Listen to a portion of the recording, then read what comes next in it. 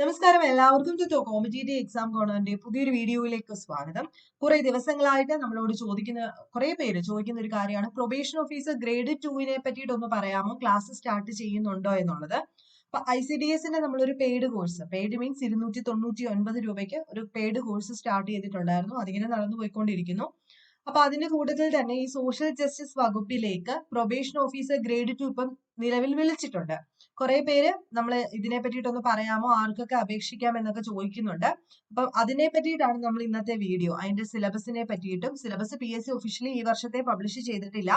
ഇത് 2017 അനൗൺസ് ചെയ്ത് 2019 ഇത് ലാസ്റ്റ് നടന്നിട്ടുള്ളത്. പ്രൊബേഷൻ ഓഫീസർ ഗ്രേഡ് 2 അതിന്റെ സിലബസ് വെച്ച് തന്നെ നമുക്ക് പഠിച്ചു തുടങ്ങാം. അത് തന്നെ ആയിരിക്കും ഈ വർഷവും വരാൻ പോകുന്നത്. അപ്പൊ ആദ്യം നമുക്ക് നോട്ടിഫിക്കേഷൻ ഒന്ന് നോക്കാം. സോഷ്യൽ ജസ്റ്റിസ് ഡിപ്പാർട്ട്മെന്റിലേക്ക് പ്രൊബേഷൻ ഓഫീസർ ഗ്രേഡ് 2 ആണ് വിളിച്ചിരിക്കുന്നത്. ശമ്പളം ഏകദേശം 43,400 മുതൽ 91,200 വരെയാണ് പറയുന്നത്. ഡയറക്റ്റ് ആയിട്ട് നിങ്ങൾക്ക് PSCയുടെ പ്രൊഫൈൽ വഴി അപ്ലൈ ചെയ്യാൻ പറ്റും. 18 മുതൽ 36 വയസ്സ് വരെയാണ് പ്രായം പറയുന്നത്. ഇനി ക്വാളിഫിക്കേഷൻ ആണ് എല്ലാവർക്കും ഡൗട്ട്. സൈക്കോളജി അപേക്ഷിക്കാൻ പറ്റുമോ എന്നൊക്കെ ചോദിക്കുന്നുണ്ട്. സൈക്കോളജി പറ്റില്ല.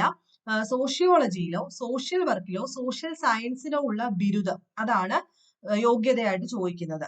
Okay, sociology, social work, social science ഇതിൽ ബിരുദമുള്ളവർക്ക്, ഡിഗ്രി ഉള്ളവർക്ക് നിങ്ങൾക്ക് അപേക്ഷിക്കാനായിട്ട് സാധിക്കും. അതുപോലെ തന്നെ ഓർത്ത് വെച്ചേക്കുക, A degree in any discipline from A recognised university with diploma in social work.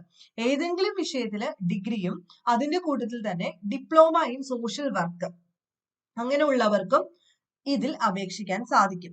Then equivalent qualification അവിടെ കൊടുത്തിട്ടുണ്ട്. ഇക്വലന്റ് ക്വാളിഫിക്കേഷൻ എന്ന് പറയുമ്പോൾ ഏതൊക്കെയാണെന്ന് ജസ്റ്റ് ഒന്ന് നോക്കാം നമുക്ക്. MSWക്കാർക്ക് അപ്ലൈ ചെയ്യാൻ പറ്റും. അതുപോലെ MA sociology, MA social science, BA sociology, ഇത്രയും ആൾക്കാർ കൂടെ അപേക്ഷിക്കാം. അതായത് MSWക്കാരെയും കൂടെ ഉൾപ്പെടുത്തിയിട്ടുണ്ട്. ഹയർ ഡിഗ്രി ഉള്ളവർക്ക്, സോഷ്യോളജി സോഷ്യൽ വർക്കിൽ MA ഉള്ളവർക്കും അതുപോലെ തന്നെ BA സോഷ്യോളജിക്കാർക്കും അപേക്ഷിക്കാം. കൂട്ടത്തിൽ MSW masters social work, masters in social work ഉണ്ടല്ലോ, അവർക്കും അപേക്ഷിക്കാം. ബാക്കി ആർക്കും അപേക്ഷിക്കാനായിട്ട് സാധിക്കില്ല. ഇത്രയും കാര്യങ്ങളാണ് നിങ്ങൾ മനസ്സിലാക്കി വെക്കേണ്ടത്. അപ്പം ഇവിടെ ആണെന്നും പെണ്ണെന്നും ഒന്നും വ്യത്യാസമില്ല. ICDSന് പെൺകുട്ടികൾക്ക് മാത്രമേ സാധിക്കത്തുള്ളായിരുന്നു. ഇത് അങ്ങനെയില്ല, ആർക്ക് വേണമെങ്കിലും അപ്ലൈ ചെയ്യാം. പിന്നെ വേക്കൻസി ഏകദേശം എത്ര വരുമെന്ന് ചോദിക്കുന്നുണ്ട്. 8, 9 ഒക്കെ വേക്കൻസിയാണ് നിലവിലുള്ളത്. പക്ഷെ 8, 9 നമുക്ക് എടുത്തു പറയാൻ പറ്റില്ല. പിന്നെ കഠിനമായി പഠിക്കുകയാണെങ്കിൽ, നന്നായിട്ട് പഠിക്കുകയാണെങ്കിൽ നമുക്ക് ഈ ഒരൊറ്റ വേക്കൻസി ആണെങ്കിലും ക്രാക്ക് ചെയ്തെടുക്കാൻ സാധിക്കുന്നതേ ഉള്ളൂ. ഇനി നെക്സ്റ്റ് നമുക്ക് സിലബസിലേക്ക് ഒന്ന് നോക്കാം. അതിന് മുൻപായിട്ട് ഞാനൊരു കാര്യം പറയാം. എക്സാം എന്നാണ് നടത്താൻ പോകുന്നതെന്ന് വെച്ച് കഴിഞ്ഞാൽ 577/2023 probation officer grade 2 December, October മാസം, ഒക്ടോബർ, നവംബർ, ഡിസംബർ മാസങ്ങളിൽ ഏതെങ്കിലും ഒരു മാസമായിരിക്കും പരീക്ഷ നടത്താൻ പോകുന്നതെന്ന് PSC അറിയിച്ചിട്ടുണ്ട്. ടെന്റേറ്റീവ് എക്സാമിനേഷന്റെ ടൈം ടേബിളിനകത്ത് പ്രൊബേഷൻ ഓഫീസർ ഗ്രേഡ് 2 ഈ 577/2023 ഡേറ്റ് നോക്കുക. ഒക്ടോബർ, നവംബർ, ഡിസംബർ, മിക്കവാറും ഡിസംബർ, നവംബർ മാസത്തിലായിരിക്കും പരീക്ഷ നടക്കാൻ പോകുന്നത്. സോ നമുക്ക് എങ്ങനെ നോക്കിക്കഴിഞ്ഞു കഴിഞ്ഞാലും 10+ മാസം മുന്നിൽ കിട്ടുന്നുണ്ട്. അപ്പൊ ഇപ്പോഴേ പഠിച്ചു തുടങ്ങാം. നമുക്ക് സിലബസിലേക്ക് ഒന്ന് നോക്കാം. സിലബസിലേക്ക് നോക്കുന്ന സമയത്ത് പാർട്ട് 3 പാർട്ടാണ് കേട്ടോ. 3 പാർട്ടാണ്. Part 1 general knowledge, current affairs, renaissance in Kerala എന്ന് പറയുന്ന സെക്ഷനാണ്. അതിനകത്ത് ഒന്നാമത്തെ സെക്ഷൻ എന്ന് പറയുമ്പോൾ സാലിയന്റ് ഫീച്ചേഴ്സ്, ഇന്ത്യൻ കോൺസ്റ്റിറ്റ്യൂഷന്റെ സാലിയന്റ് ഫീച്ചേഴ്സ് ആണ്. നമുക്ക് ഈസി ആയിട്ട് അച്ചീവ് ചെയ്തെടുക്കാൻ പറ്റുന്ന ഒരു ടോപ്പിക്കാണ് അല്ലെ. നമ്മൾ കുറെ കാലങ്ങളായിട്ട് പഠിക്കുന്നതാണ്. ഇതൊക്കെ തന്നെ ഒന്നുകൂടെ പഠിക്കുക. ലക്ഷ്മികാന്ത് വെച്ച് തന്നെ പഠിക്കാനായിട്ട് ശ്രദ്ധിക്കുക. രണ്ടാമത് social welfare legislation and programmes എന്ന് പറയുന്ന social service legislation, right to information act, prevention of atrocities against women and children, food security act, എൻവയോൺമെന്റൽ ആക്ട് എക്സെട്ര ആണ് അവിടെ പഠിക്കാനുള്ളത്. അതുപോലെ കേരളത്തിലെ നവോത്ഥാനമാണ് ചോദിച്ചിരിക്കുന്നത്. ഈസി ടോപ്പിക് ആണല്ലോ. അതായത് ഇംഗ്ലീഷ് എഡ്യൂക്കേഷന്റെ ഇൻട്രൊഡക്ഷൻ, നമ്മുടെ മക്കോളയുടെ മിനിറ്റ്സും വുഡ്സിന്റെ ഡെസ്പാച്ചും ഒക്കെ ഉൾക്കൊള്ളുന്ന സെക്ഷൻ. അതുപോലെ various missionary organisation and their functioning, founding of education institution, factories, printing press etcetera. അതാണ് ഒന്നാമത്തത്. അത് കേരളവുമായിട്ട് ബന്ധപ്പെടുത്തി പഠിക്കുക കൂടുതലായിട്ട്. അതുപോലെ സോഷ്യോ റിലീജിയസ് റീഫോം മൂവ്മെന്റ്സ് ഉണ്ടല്ലോ, SNDP, NSS, യോഗക്ഷേമ സഭ, അതിനെ പറ്റിയിട്ടൊക്കെ പഠിക്കാം. Struggles and social rewards, role of plus in Renaissance, awakening through literature, women and social change, ഇങ്ങനെ പോകുന്നു. അതുപോലെ പ്രധാനപ്പെട്ട റിനൈസൻസ് ലീഡേഴ്സ് തൈക്കാട് അയ്യ, വൈകുണ്ഠർ, അതുപോലെ ശ്രീനാരായണ ഗുരു, അയ്യങ്കാളി, ചട്ടമ്പി സ്വാമി, ബ്രഹ്മാനന്ദ ശിവയോഗി, അത് പേര് കൃത്യമായിട്ട് തന്നിട്ടുണ്ട്. അവരെ പറ്റിയിട്ട് മാക്സിമം ഡീറ്റെയിൽസ് പഠിക്കാം.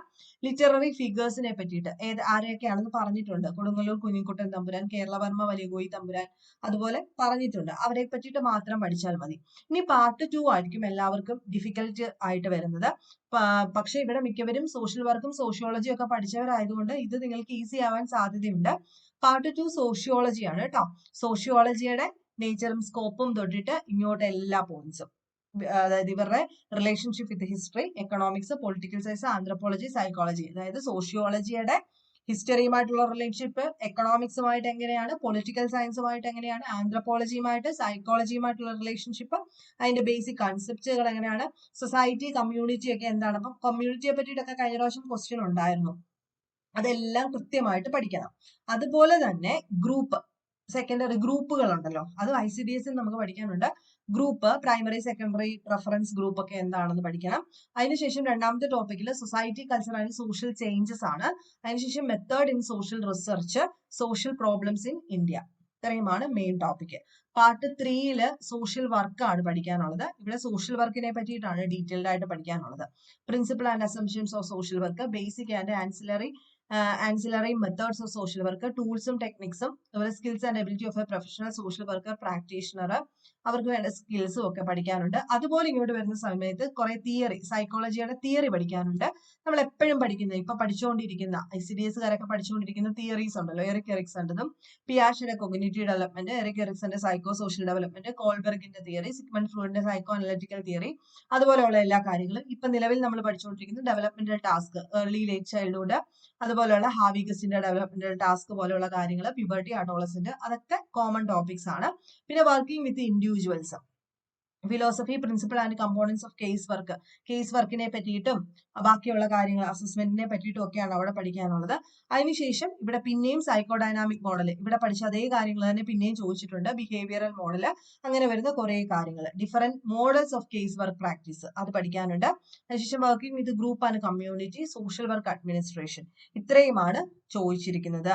ഇവിടെ എന്തെങ്കിലും വ്യത്യാസം വരാൻ സാധ്യതയുണ്ടെങ്കിൽ അഡീഷണൽ വരുന്നത് ഇപ്പൊ തന്നെ കണ്ടില്ലേ, ഈ ഒരു juvenile act 2000, child labour prohibition and regulation act 1986, additional എന്തെങ്കിലും വരുവാണെങ്കിൽ അത് ഇവിടെ വരത്തുള്ളൂ. പിന്നെ അഡീഷണലി അന്ന് ചോദിച്ചതിനേക്കാളും പോയിന്റ്സ് ആഡ് ചെയ്യേണ്ടതായിട്ട് വരും നമ്മളിവിടൊക്കെ. അതുകൊണ്ട് തന്നെ സിലബസ് വലിയ മാറ്റം വരാൻ സാധ്യതയില്ല. ഈ സിലബസ് വെച്ച് തന്നെ നമ്മൾ പഠിച്ചു തുടങ്ങുകയാണ്. അപ്പൊ കോഴ്സ് പോലെ എടുക്കാൻ താല്പര്യമുള്ളവര് താഴെ ഒന്ന് കമന്റ് ചെയ്യുക. ചെറിയൊരു ഫീസ് വെച്ചിട്ട് നമുക്ക് കോഴ്സ് സ്റ്റാർട്ട് ചെയ്യാം. അപ്പൊ താല്പര്യമുള്ളവർ താഴെ കമന്റ് ചെയ്യുക. അതായത് ചേരാൻ എനിക്ക് താല്പര്യമുണ്ട് എന്ന് പറഞ്ഞിട്ട് കമന്റ് ചെയ്യുക. അതിനുശേഷം നമുക്ക് ചിന്തിക്കാം. ഓക്കെ, അപ്പൊ നെക്സ്റ്റ് വീഡിയോയിൽ കാണാം. ബൈ.